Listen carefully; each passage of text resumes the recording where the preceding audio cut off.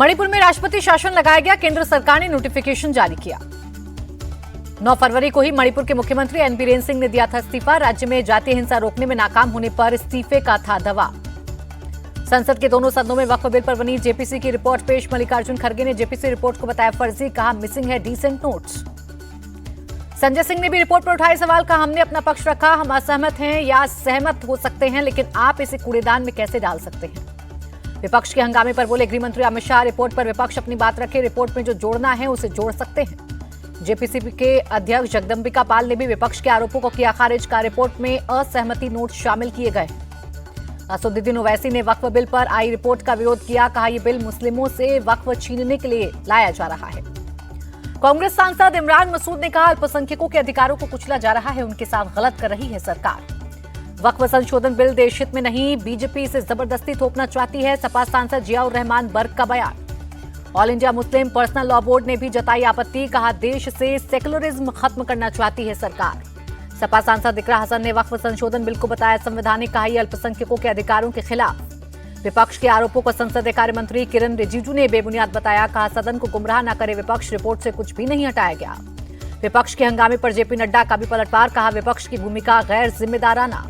BJP सांसद रविशंकर प्रसाद की दो टूक, कहा जरूरी नहीं कि विपक्ष की बात ही मानी जाए, अगर आपको अपनी बात मनवानी है तो जनता से वोट लेकर बहुमत में आए। नया इनकम टैक्स बिल लोकसभा में पेश, वित्त मंत्री निर्मला सीतारमण ने सदन के पटल पर रखा विधेयक, विस्तृत चर्चा के लिए स्टैंडिंग कमेटी को भेजा जाएगा बिल।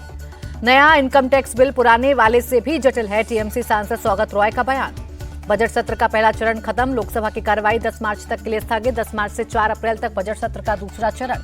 आप विधायक अमानतुल्लाह खां को बड़ी राहत, राउस एवेन्यू कोर्ट ने 24 फरवरी तक गिरफ्तारी पर लगाई रोक। कोर्ट के निर्देश पर पुलिस जांच में शामिल हुए अमानतुल्लाह खान, जामिया नगर थाने में सीसीटीवी की निगरानी में हुए सवाल जवाब।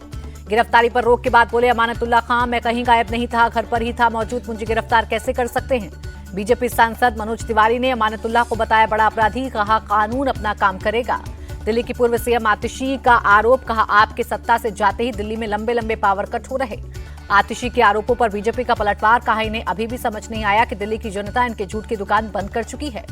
दिल्ली चुनाव नतीजों पर बीजेपी नेता तरुण चुग बोले, जनता ने आपदा के झूठ को हराया, अब पंजाब को भी आपदा से मुक्ति मिलेगी। दिल्ली बीजेपी नेता विजेंद्र गुप्ता ने एलजी को लिखी चिट्ठी, आयुष्मान भारत योजना और हेल्थ इंफॉर्मेशन मैनेजमेंट सिस्टम को दिल्ली में लागू करने की मांग। दिल्ली में केजरीवाल से मिले आदित्य ठाकरे, कहा विपक्ष को सोचना होगा हमारा अगला कदम क्या होगा। आदित्य ठाकरे ने इंडिया गठ अलायंस को ज्वाइंट लीडरशिप वाला बताया, कहा यह अहंकार की या किसी के फायदे की लड़ाई नहीं है, बल्कि देश के भविष्य की लड़ाई है। आदित्य ठाकरे ने आरोप लगाया कि चुनाव आयोग की वजह से दिल्ली में बीजेपी चुनाव जीती, चुनाव आयोग ने कई राज्यों में हेराफेरी की। शरद गुट के नेता जितेंद्र आव्हाड ने शिवसेना, यूबीटी और इंडिया अलायंस को नसीहत दी, कहा शरद पवार के बिना राजनीति नहीं हो पाएगी। जितेंद्र आव्हाड ने कहा संजय राउत मर्यादा में रहकर बोले, शरद पवार को पता है कब और क्या बोलना है। टीएमसी महासचिव अभिषेक बनर्जी ने भी बंगाल में अकेले चुनाव लड़ने की बात दोहराई, कहा पार्टी एकला चलो की नीति का अनुसरण करती रहेगी। अभिषेक बनर्जी ने बीजेपी पर साधा निशाना, कहा दिल्ली की जनता को गुमराह करने में सफल रही बीजेपी। टीएमसी नेता कुणाल घोष बोले, बीजेपी की रणनीति फर्जी वोटर्स को चुनाव में शामिल करने की है, लेकिन ये बंगाल में नहीं चलेगा।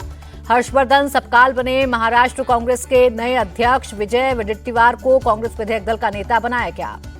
महाराष्ट्र सरकार के मंत्री नीतीश राणे बोले, मैंने अपने लोगों से कहा जिस गांव में एमवीए के लोग होंगे वहां विकास के लिए एक पैसा नहीं दूंगा। जेडीयू नेता अशोक चौधरी बोले, सीएम नीतीश तय करेंगे उनके बेटे निशांत कुमार राजनीति में आएंगे या नहीं। जेडीयू नेता श्रवण कुमार बोले, निशांत कुमार को लेकर सीएम नीतीश जो भी फैसला लेंगे हम लोग उसके साथ। लालू प्रसाद यादव के बयान पर बिहार बीजेपी अध्यक्ष दिलीप जायसवाल का पलटवार, कहा वो परिवार से ऊपर उठकर कुछ भी नहीं सोचते हैं। 370 हटाने को लेकर बोली PDP chief Mehbooba Mufti, PM Modi और अमित शाह कहते हैं सब ठीक है तो भारत पाकिस्तान के सभी रास्ते खोल दीजिए, पाकिस्तानियों को आकर देखने दीजिए हम कैसे रहते हैं। महबूबा मुफ्ती ने बीजेपी पर निशाना साधा, कहा पाकिस्तान की तरह ही बीजेपी कश्मीर मुद्दे को जिंदा रखना चाहती है ताकि हिंदू मुसलमान कर सके। रविंद्र रैना ने महबूबा मुफ्ती के बयान को बताया गैर जिम्मेदाराना, कहा इसके लिए उन्हें माफी मांगनी चाहिए। रविंद्र रैना बोले, दुनिया जानती है जम्मू कश्मीर में आतंकी गतिविधियों में पाकिस्तान का हाथ है, महबूबा मुफ्ती आतंकियों को बचा रही हैं। पंजाब सरकार बढ़ाएगी एसिड अटैक पीड़ितों की पेंशन राशि को 8,000 रुपए से बढ़ाकर 10,000 रुपए किया जाएगा। 24 और 25 फरवरी को विधानसभा का विशेष सत्र बुलाया। पंजाब पुलिस में कांस्टेबल के लिए 1746 पदों की निकली वैकेंसी, 21 फरवरी से 13 मार्च तक होगा आवेदन।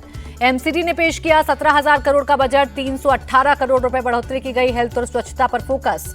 अमेरिकी राष्ट्रपति ट्रंप और पीएम मोदी की आज होगी मुलाकात, द्विपक्षीय वार्ता में भारत अमेरिका की आपसी हितों पर होगी चर्चा। बौद्ध धर्मगुरु दलाई लामा को पूरे भारत में जेड कैटेगरी की सुरक्षा मिलेगी। बीजेपी सांसद संबित पात्रा को मणिपुर में जेड कैटेगरी की सुरक्षा मिलेगी, सूत्रों से खबर। दिल्ली में आरएसएस का नया दफ्तर केशव कुंज बनकर तैयार। 19 फरवरी को शिवाजी जयंती पर होगा लोकार्पण। 150 करोड़ रुपए की लागत से बनाए संघ का नया दफ्तर। 12 मंजिला वाले 3 टावरों में 300 कमरे, लाइब्रेरी और अस्पताल भी होगा। बीजेपी सांसद बांसुरी स्वराज पर मानहानि के मामले में राउज एवेन्यू कोर्ट ने फैसला सुरक्षित रखा। अब नेता सत्येंद्र जैन की याचिका पर 20 फरवरी को फैसला सुनाएगा कोर्ट। महाकुंभ में फिल्मी सितारों का लगा मेला। विकी कौशल ने संगम में लगाई डुबकी। एक्टर विवेक ओबरॉय परिवार के साथ महाकुंभ में शामिल हुए। कहा, योगी सरकार ने बहुत अच्छी व्यवस्था की। प्रयाग महाकुंभ पहुंचे छत्तीसगढ़ के सीएम विष्णुदेव साय परिवार और कैबिनेट मंत्रियों के साथ संगम में लगाई डुबकी। गुजरात के मंत्री हर्ष संघवी ने त्रिवेणी संगम में स्नान किया। विधि विधान से की पूजा अर्चना। केंद्रीय मंत्री ज्योतिरादित्य सिंधिया ने भी संगम में लगाई डुबकी। मां गंगा की पूजा भी की।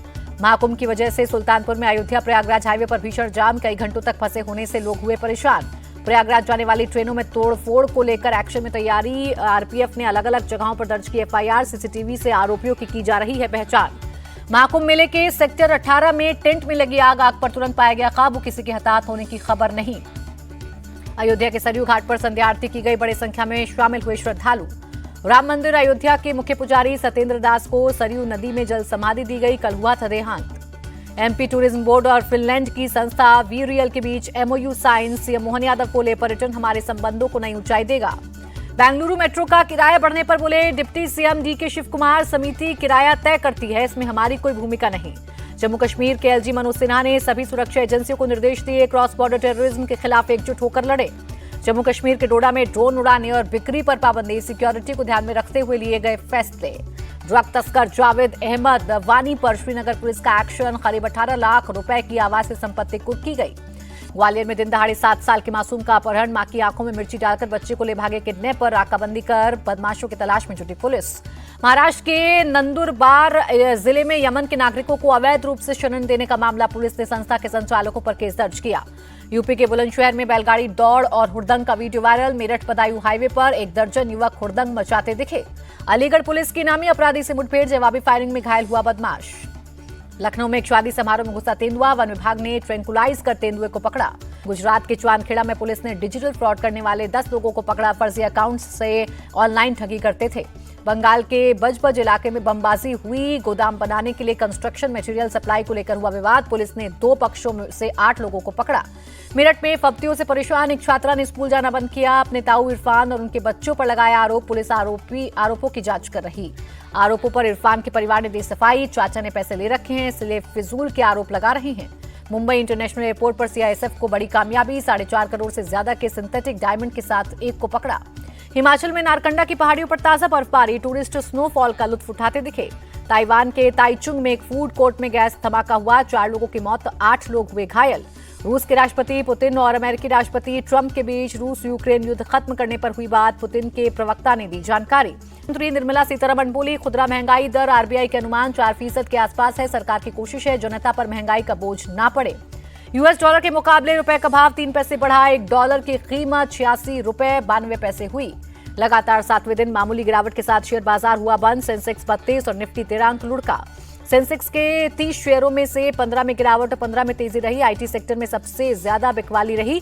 इस हफ्ते अब तक 1722 अंक गिरा सेंसेक्स। सोने के दाम में दर्ज की गई तेजी। 899 रुपए बढ़कर 85,744 रुपए प्रति 10 ग्राम हुई सोने की कीमत। उत्तराखंड में आयोजित 38वें राष्ट्रीय खेलों का कल होगा समापन। आज सीएम धामी ने काठगोदाम में कई विजेता खिलाड़ियों को सम्मानित किया। रजत पाटीदार बने आरसीबी के नए कप्तान। आईपीएल 2025 में संभालेंगे कमान। फाफ डू प्लेसेस की जगह लेंगे। 2021 से आरसीबी टीम का हिस्सा है रजत पाटीदार। कप्तान बनने के बाद रजत बोले, टीम को दिलाऊंगा आईपीएल का खिताब। रजत पाटीदार के कप्तान बनने पर बोले विराट कोहली, रजत को मेरा पूरा सपोर्ट रहेगा। आरसीबी मैनेजमेंट ने लिया सही फैसला। आरसीबी के कोच एंडी फ्लावर ने कहा, रजत के खेल को पसंद करते हैं विराट कोहली, मैदान पर दिखेगी दोनों की शानदार जुगलबंदी। जसप्रीत बुमराह ने सोशल मीडिया पर शेयर की तस्वीर, लिखा इंग्लैंड के खिलाफ टेस्ट सीरीज से होगी दमदार वापसी। 17 फरवरी को खेले जाएंगे रणजी ट्रॉफी के सेमीफाइनल मुकाबले। पहले मैच में गुजरात और केरल की भिड़ंत, दूसरे मैच में होगी विदर्भ मुंबई की टक्कर। 26 फरवरी को खेला जाएगा रणजी ट्रॉफी का फाइनल मैच।